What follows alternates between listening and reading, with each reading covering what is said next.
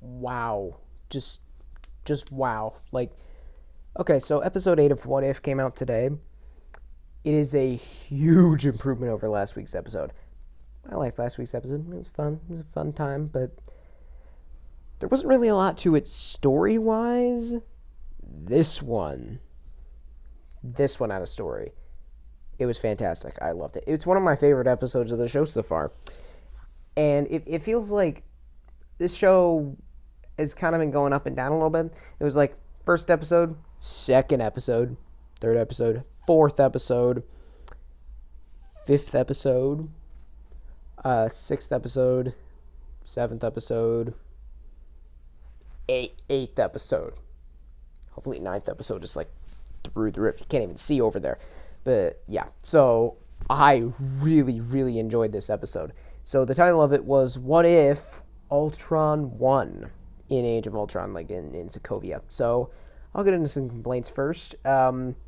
What's up with Ultron's new voice? Yeah, what's up with that? It's he's voiced by the same actor who played Red Skull in Infinity War and Endgame, and the Captain Carter episode of this very show. And like that dude's voice fits Red Skull very well. I don't know if it fits Ultron very well because James Spader has a very distinct voice, and this dude just doesn't really. So yeah, that was weird, and especially when his voice first showed up in the episode, I was like, wait a minute, knockoff Stan Lee? But no, it was just him. But that's the only negative thing I have to say about this episode. Oh my god, it was incredible. Like, it was really, really dark. Like, even darker than zombies, because this episode actually dealt with the darkness as opposed to zombies, where the characters just randomly killed off members of the Avengers willy-nilly so we could have cool action sequences. But yeah. Speaking of cool deaths that have very little bearing on the plot, Thanos dies in this episode. Except this time it's cool, because Thanos just walks through the portal all menacing like he does in Infinity War.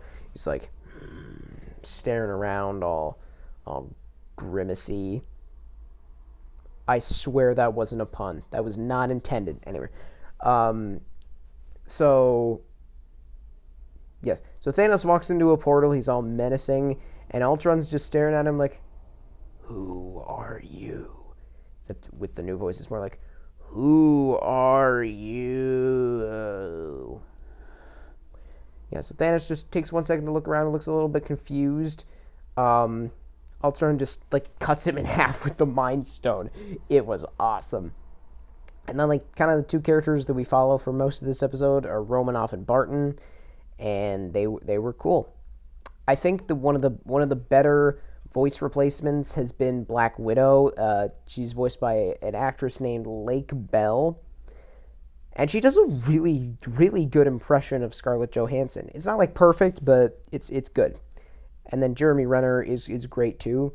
They kind of do a similar thing to the Endgame sacrifice with where Hawkeye like, let's go overhand, and then he does this whole explodey arrow thing. Yeah, so that was cool. There's a couple little Easter eggs in there. I think Black Widow at one point actually picks up Red Guardian's shield. That was cool. The Watcher has armor now, so that's neat.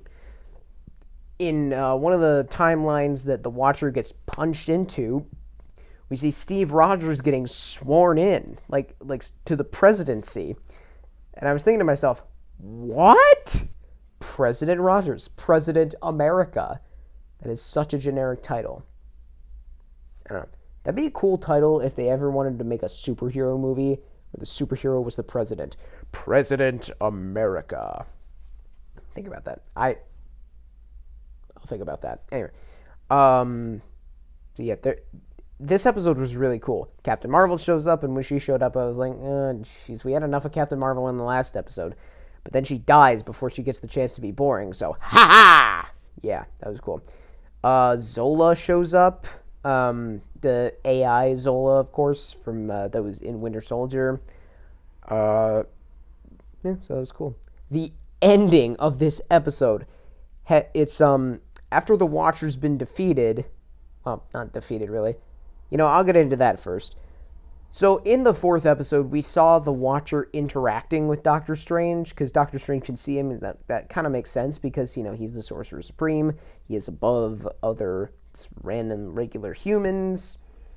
But here, Ultron is a being of universal conquest. And by the end of this episode, he is a being of multiversal conquest. So, yeah, and it's not like Doctor Strange where he's just trying to stop the universe from imploding around him. Ultron is looking for more places to conquer. And the Watcher just does his little monologue thing off to the side. And Ultron is like, I can see you. And the Watcher's like, uh-oh, I'm in trouble. And, so yeah, that was cool. And then, the Watcher gets some funny moments. I mean, usually he's this very straight-laced, serious fellow who just monologues monotonously. And here, he's like, I have seen everything that has ever happened, but what the hell is this? What is going on here? So that was very cool. And then we get this really, really awesome fight between the two of them. Like, it's incredible. The action itself is really good, and just the way it's animated, it's just spectacular. The way Ultron is animated, in particular, is really cool. It makes me wish that James Spader had come back to lend his voice to this magnificent creation. And, again, at the end of the episode, the Watcher has been repeatedly, punched into different universes, like the one where, with President Steve Rogers, one where it looks like Wakanda is the entire world, or the whole world looks like Wakanda, I guess, because they're in, I think it's New York at the time, and then Ultron punches him, and they're in what looks like Wakanda, so I'd assume that universe is somewhere where everything is Wakanda. Could that maybe be the one with, the aftermath of the one with Killmonger? Because I know they got evidence against him in that sixth episode, but maybe he expanded, or maybe that's a universe where no evidence was ever found against him. So what if? Yeah. And then so we see the Watcher in this weird spectral bubble thing, and then we see this weird forming of monsters behind him, and I was like, and then we see just the face of Doctor Strange, and I was just, what? It's Doctor Strange Supreme from the fourth episode. The best episode of this series, or at least my favorite episode, whatever.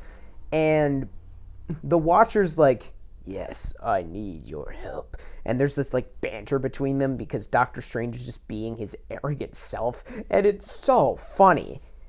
And I really want to see where this goes. I admit, I'm going to be disappointed if episode 9 is just another what-if scenario that has the Watcher in the background watching. Because, come on, when you have a cliffhanger like this, and you feature the person who was your narrator as, the main character, that's gotta be going somewhere, right? I don't know where season 2 could go from here, but who cares? So yeah, I really, really liked this episode. So yeah, it's one of my favorite of the show so far.